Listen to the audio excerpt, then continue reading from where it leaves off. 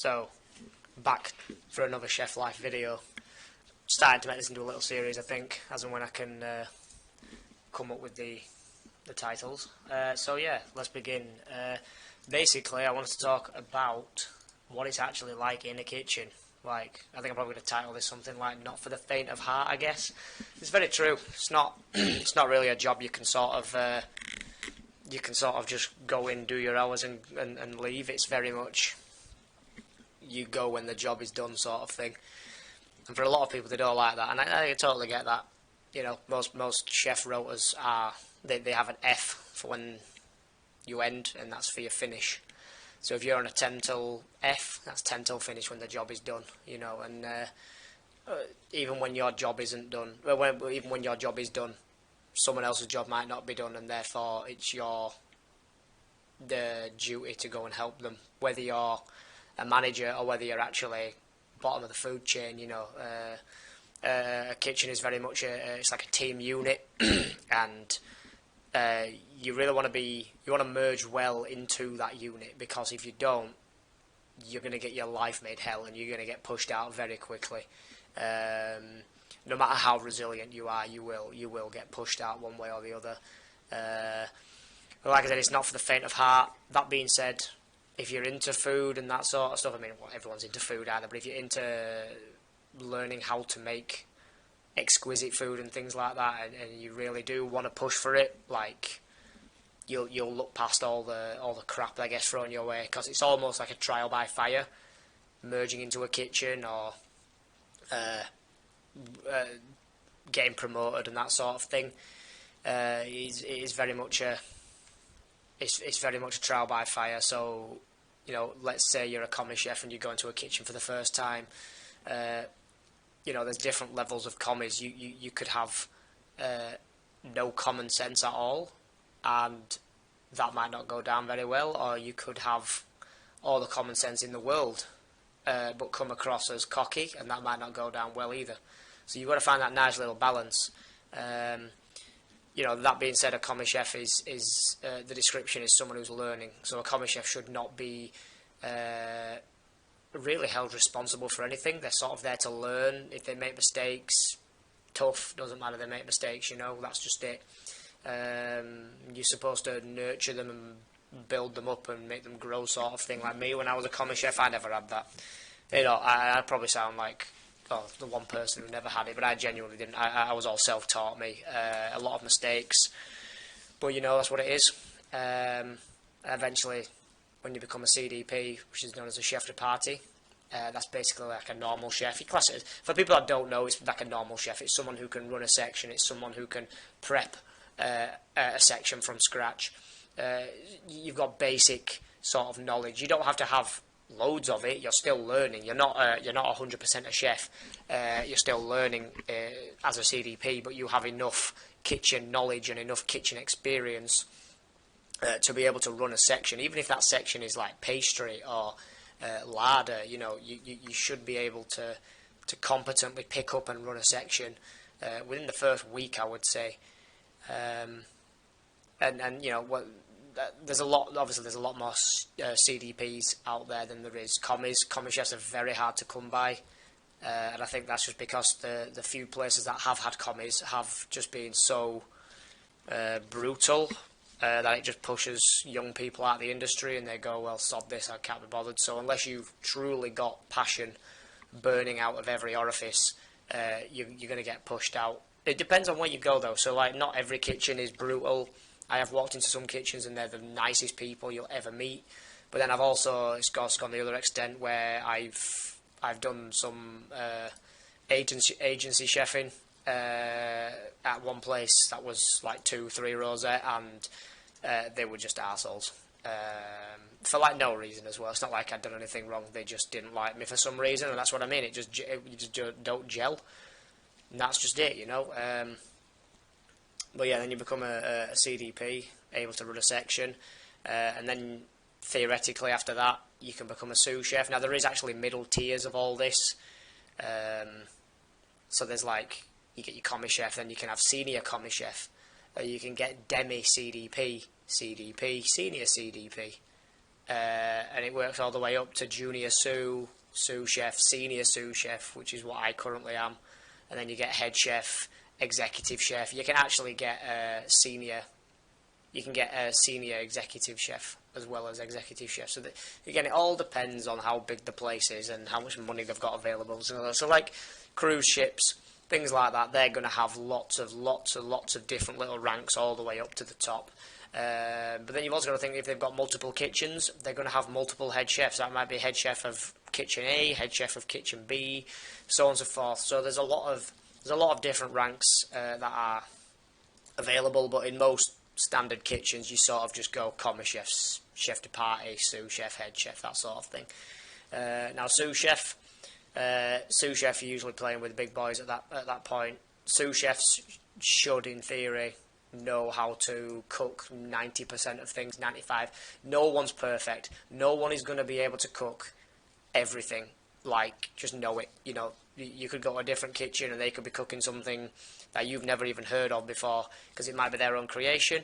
It might be something that you've just never got round to cooking.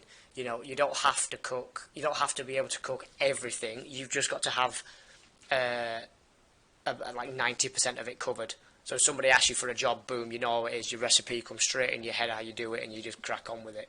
But a sous chef is more management. So imagine a chef de partie, which is the sort of second tier. The sous chef should be able... You can get really experienced CDPs that are probably good enough to be sous chef, but sous chefs have the management behind them. So it's not so much, I can cook 90% of things. It's, I can cook 90% of things, but I can also delegate jobs, show people how to cook things or how to prep things, as well as prepping my own section, keeping my own section on top of it, orders, paperwork, other things like that. A sous chef is essentially a head chef when the head chef isn't there, and then the head chef is the head chef when he's there, or she's there, should I say. My first head chef was a woman. It all just depends on what sort of level how big the kitchen is and what sort of levels they really want to push. Like I said, sous chefs are basically head chefs, but without all that pressure. I have sort of done agency head chefing before. I've never actually been a head chef. To be honest, I don't think I'm good enough for it, but I don't want it. I really don't want it, but sous chef, I'm a good support, definitely.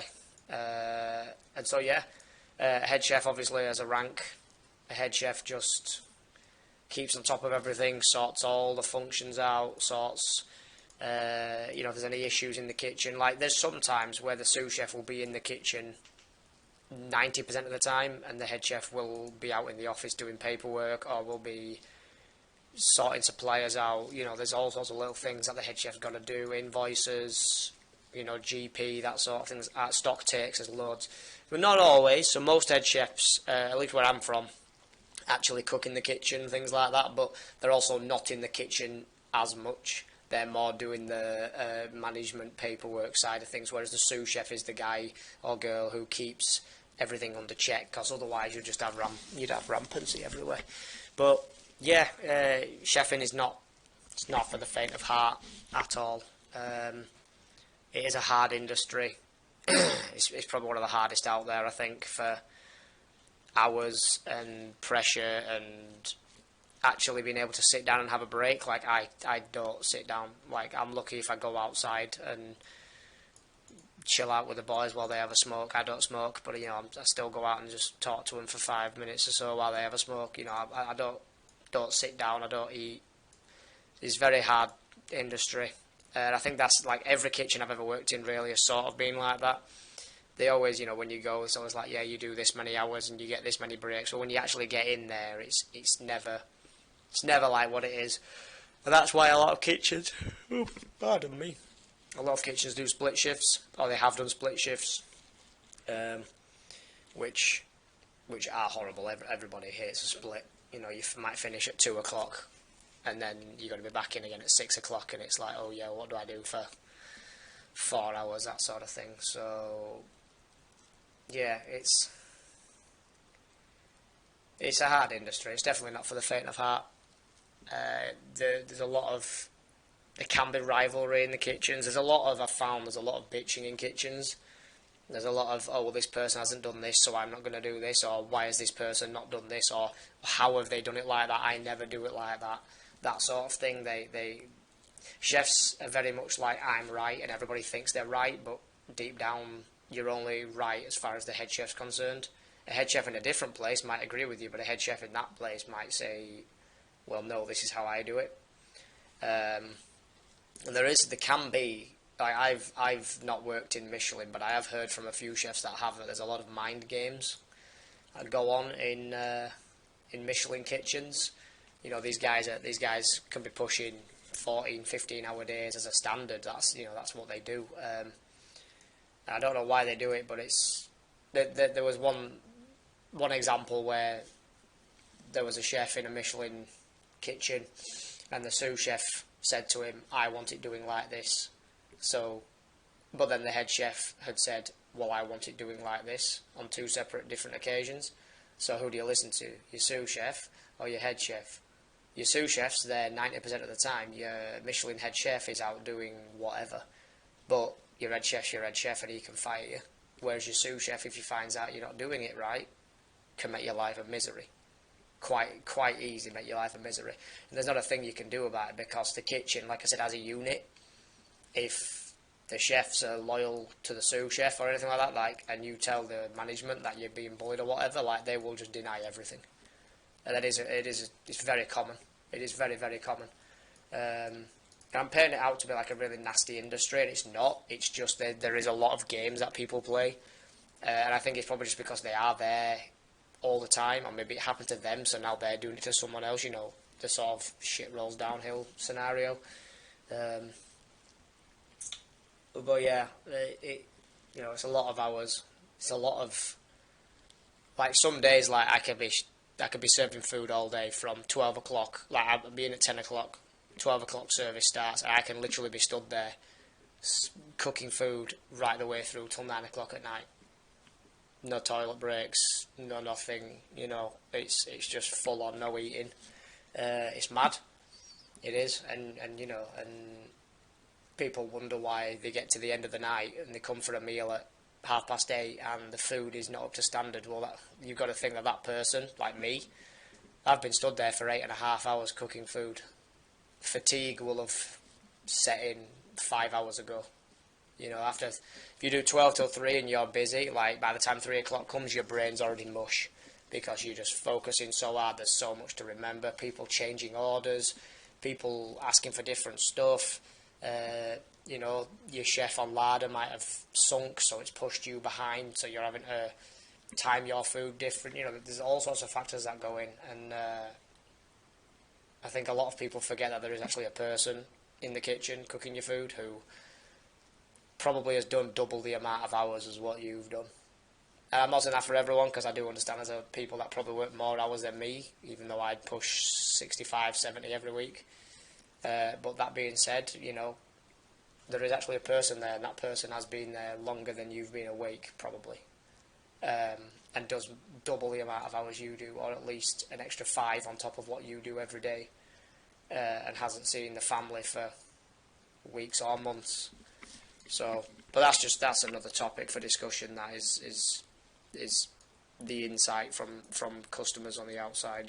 They have no idea what goes on. But yeah, chefing is not for the faint of heart. I'll tell you that. It's not a job. They always say it's not a job. It's a passion. It's not a job. The money is just to make sure you can survive. It's not money that you can do anything on. Because when you are off, all you want to do is sit down and just watch the world go by and do nothing, and then before you know it, you're back in looking at the same 4 walls in the kitchen. It's mad. It is. It's really mad.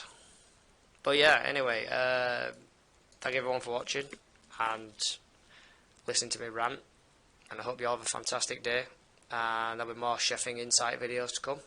Thank you very much, everyone. Peace.